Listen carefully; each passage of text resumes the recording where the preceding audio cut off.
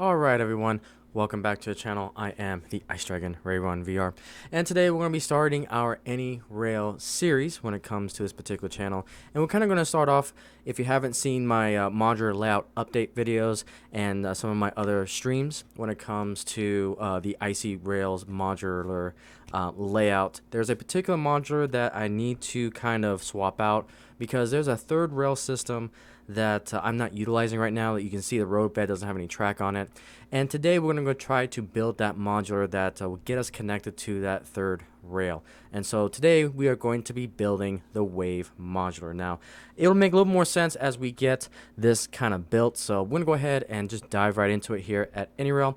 I do have the paid version of this, so you'll see all the features and everything that you can put down. I believe the free version of this, or the trial version of Anyrail, you can put down like up to X amount of items onto your kind of grid here. But with that, let's just go ahead and get into it. So what I'm going to do is I'm going to add a rectangle here. And now this particular rectangle is going to represent my modular size. Now if you guys didn't realize, I do 36 or 3 feet by 12 feet modulars. Now everything, when it comes to the rails, when it comes to the wiring, I do FREEMO standards, but the bench work is a little bit smaller than FREEMO standards. So it just works with my layout space. It can still be considered a branch line when it comes to FREEMO standards, but it's something. It's just a size that works best for me. And we're gonna go ahead and rotate this bad boy 90 degrees here, and then I'm just gonna snap it here. Again, there's like a billion one ways to do this. Again, that's one great thing about the sandbox hobby, is not one particular way is correct. I'm just going to do what I normally do when I'm designing modulars.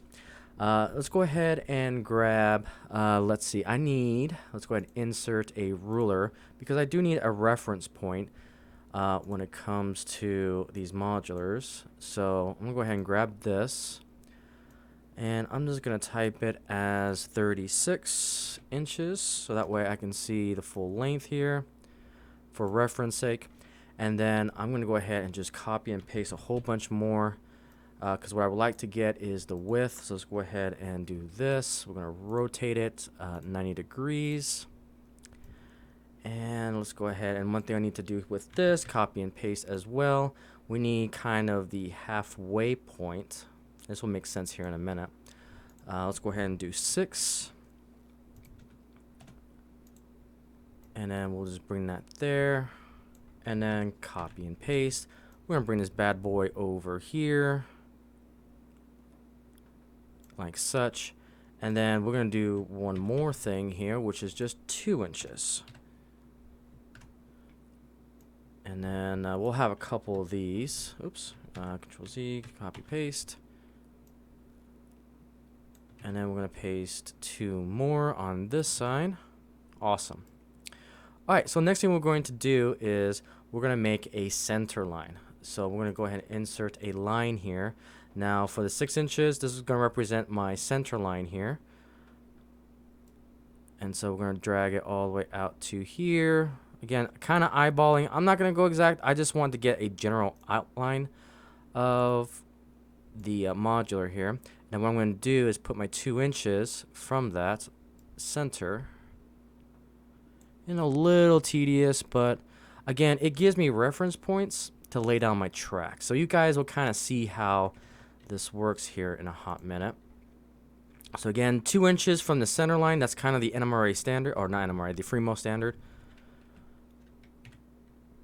Okay, so now I have my center line. What I'm going to do, let's see here. I would like to make this a little bit more thicker line.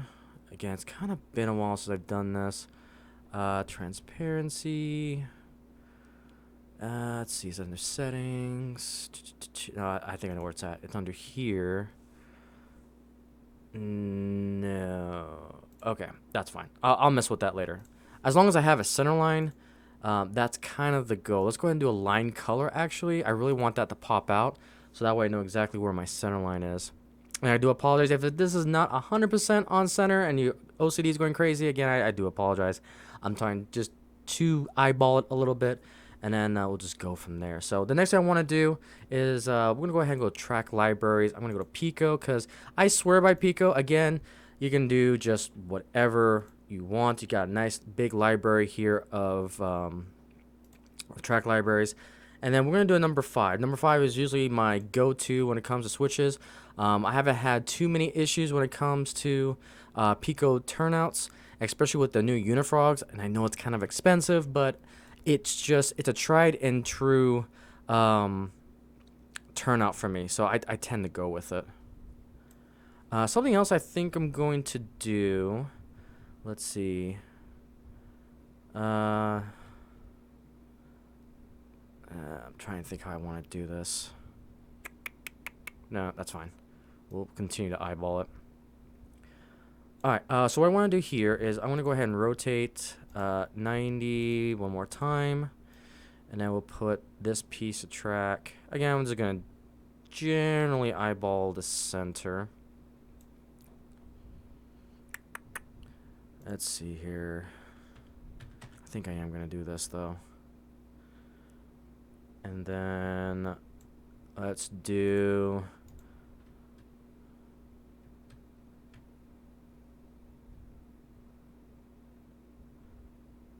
let's see, I'm trying to do some math here.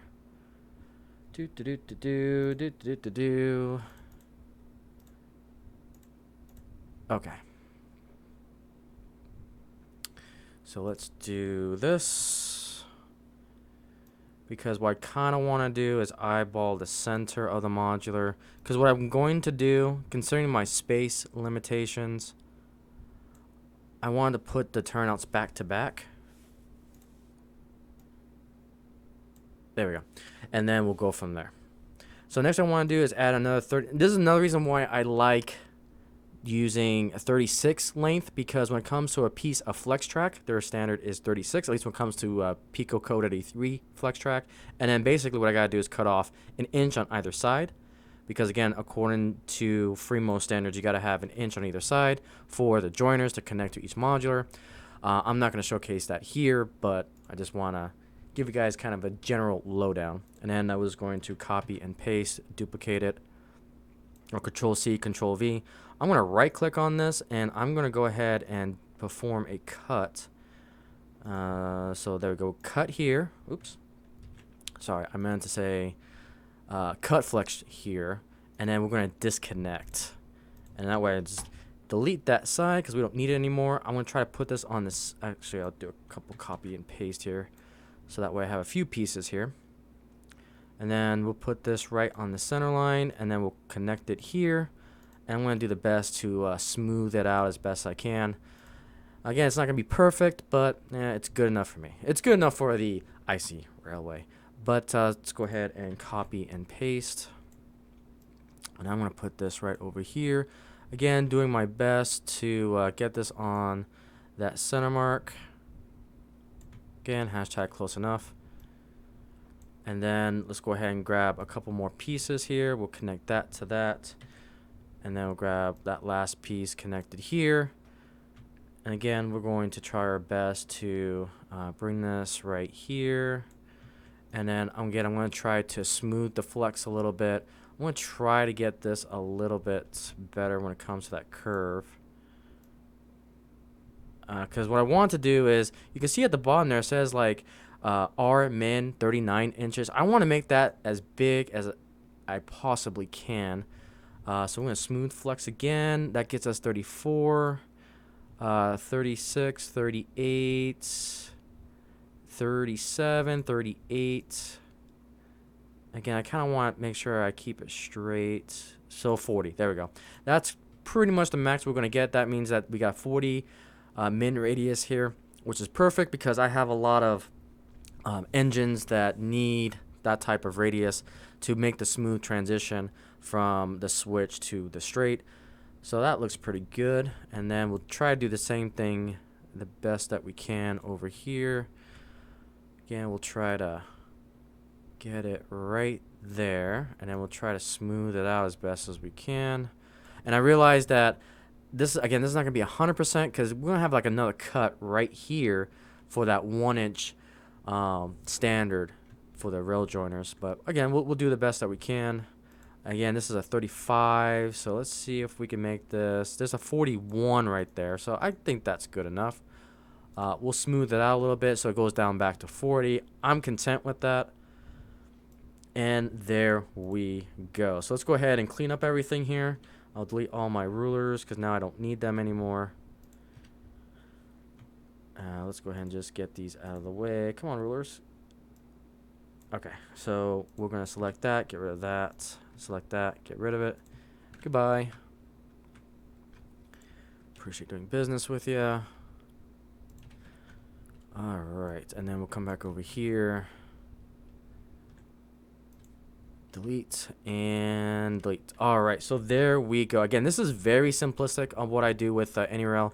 You can get super sophisticated with this program to the point that you can put terrain and everything on here. But for the sake of modular building, this is as much as I go with it for now. I do plan to do a permanent layout series, but that's going to be a little bit more in the future when I get things kind of finalized and what I want the layout to do.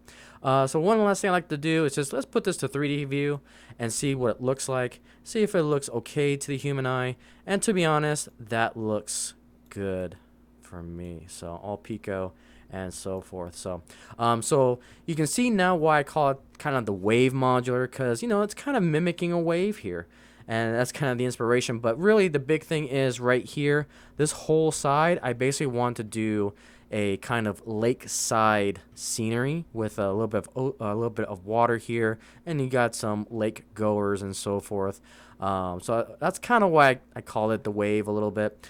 And then probably some road on this side or something, but that's kind of the motto here. So this is the one that's going to be replacing the testing range modular on the Icey Railway modular layout, and then we'll take that testing range and put it into the yard area from my modular railway series. I believe it's episode 7.